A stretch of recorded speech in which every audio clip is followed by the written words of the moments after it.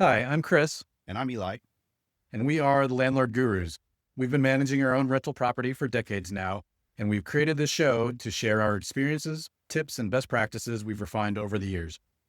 Thanks for joining us, whether you found us on YouTube or our podcast or at landlordgurus.com. Before we get started, just a reminder to like, share, and subscribe so you'll get notified when we put out new content. Hey there, welcome to another Landlord Gurus podcast. Thanks for joining us, whether you're finding us on YouTube or our podcast on Apple or Spotify or wherever you may be getting your podcasts. So I'm Chris, by the way, and we've got Eli. Hello. And we are the Landlord Gurus. And as we do occasionally on this channel, we talk about experiences that we've been dealing with regarding property management or issues that may arise being independent landlords like ourselves. You know, Eli and I have known each other for years, and we often just talk about kind of situations that we might be coming across as we are looking for tenants, say, for example, or collecting rent or dealing with leases, things of that nature. And so today we've got another story that Eli and I have been talking about recently, just in terms of when you're screening tenants and you get applications. You know, we've talked about having your rental criteria before and having standards in minimums in terms of what, their income might be as in terms of their rent to income ratio. So for example, if you're charging $1,000 a month for your rental, if you've got a minimum threshold of say 3 times that rent that they need to make in gross income, then they need to be making $3,000 a month. And that's something that we talk about a lot. To a lot of people, that's pretty cut and dry. But there's the circumstance that occasionally comes up where, if they don't have, maybe they've got multiple jobs, or maybe they've got one job that pays them half of that, and they've got some other source of income that might be covering the rest. Maybe that's a stipend from a school, scholarship type thing, or maybe they are a disability, or maybe they are receiving unemployment insurance or something like that. Section 8 or Section 8 assistance. Yeah. It's exactly. So there are a lot of circumstances where this might arise where their source of income is not a traditional W-2 income. Right. And so I guess, how do you deal with that? What do you look at? What are you allowed to do in terms of, how you qualify that income as a landlord? Right. And there are all kinds of rules around that. But yeah. And then Eli, you've been dealing with this. You've had to deal with this recently. Yeah. So this falls under the category of, this is a nuanced thing that we do, managing property, and there's a lot that you need to know about. And one that I've have just encountered is that in about a third of all states, there are laws that state that as a housing provider, you have to treat various different types, I don't want to say all types of income, but various different types of income equally. You can't make a decision that, in particular, income from the Housing and Urban Development, Section 8, which is a housing voucher or a stipend, that you are required to treat that as the same type of income equally. You're required to treat it equally to income from a job. You are not required to treat income from illegal activities equally. You can't disallow that income, fortunately.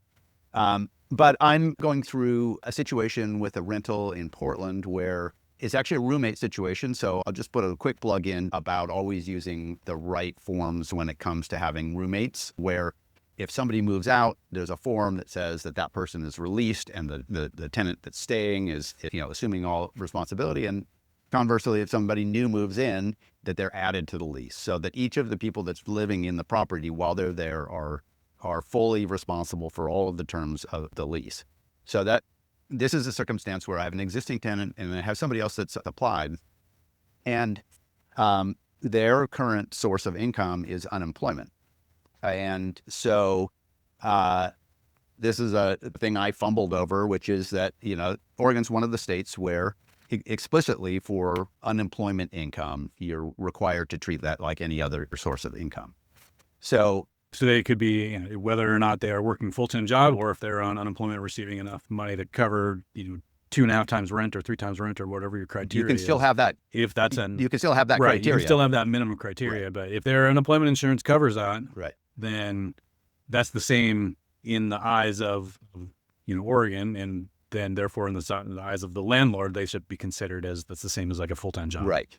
Okay. And this will also fall into the category of I don't have all the answers either. So this is also a circumstance where the benefits don't go for a terribly long time. But Right.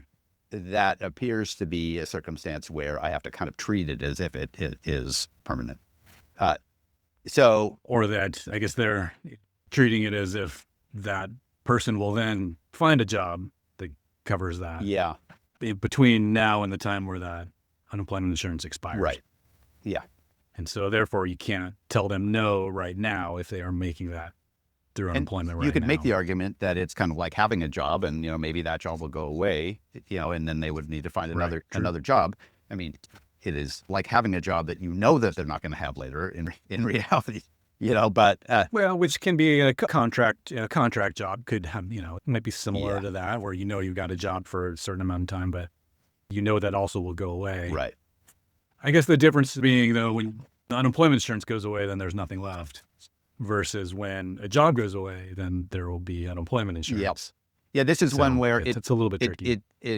it's difficult to make it make sense, but you need to check to see if you run into a situation like this where somebody's got, I would say, any kind of, especially any kind of income that's coming from the government, or some kind of a benefit, or that before you make any decisions based on that, you should check your local laws to know what they are. And, Right. like I said, all the West Coast states, I think Colorado and a bunch of the Northeast states as well. But, look it up and see what your laws are in your locations. And, these rules are in place for a reason, I presume. Like it's to avoid any kind of discrimination against people who might, have certain disabilities or might have, any sort of other kind of hardships Yep.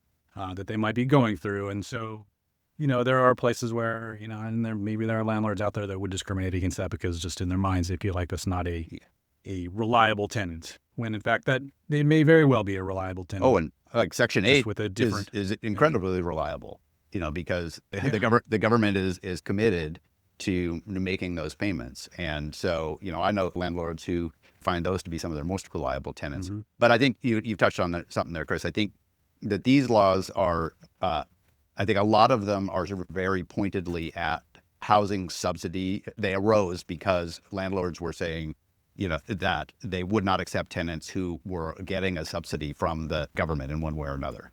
And those often are people who need assistance in one way or another. And so there is an overlap here between the protected classes and disability and that type of thing. I actually, in looking into this a little bit, I think it's been brought up whether or not, income source should actually be added as a protected class to the HUD laws, to the fair housing laws. It hasn't happened nationwide yet, but you've got to the situation where, the states that have passed the laws, just preemptively to make that happen. So like you said, the laws came about for, I think, very valid reasons, that, somebody shouldn't be penalized because there's been some kind of a hardship or they've needed assistance in one way or another. And if we just flat out rejected people and everybody who'd ever needed any help in any way, myself included, then, we'd be hurting a lot of people, in ways that don't make any sense and are harmful to, those people and society as a whole. So anyway, the message is know the laws and be careful. You don't get burned, and don't burn people that don't deserve it too. Exactly. And then there's also ways, I think, we haven't really touched on, but we could look in, and I think this probably requires a longer conversation, but about how you deal with co-signers. Yep. Because in situations like this where someone might be getting unemployment insurance, or if, maybe they are a student, they don't have a full-time job, that they are getting assistance from a family member or, any other sort of guarantor. So, again, it's the same kind of situation in terms of looking at all the different sources of income. Yep. But, how do we deal with that co-signer? Is that, I think we've talked about before, you got to screen them, not have them fill out application. They are just as responsible as the tenant. Mm-hmm. And there are different, but they've also got to pass your screening criteria in and of itself, just the same. Yeah, there's a whole conversation we could and should have on that. So So we'll put that on the docket. So yeah, exactly. So anything else that you want to talk about in terms of this situation with the sources of income in this unemployed. I don't think so. applicant. I think that, like you said, the cosigner part of it, that's actually a part of this as well. But I think let's do that in another whole conversation. All right. Sounds good. So just remind everyone to like and subscribe, get notified when new episodes come out. If there's any landlords out there that have dealt with something like this before and have any of their own solutions or advice or things to look out for, please go ahead and put those in the comments here as well. Yeah, or just reach out, send us an email. We'd love to hear what everyone else is thinking out there. Yeah, thanks for watching or listening, wherever you are. Take care.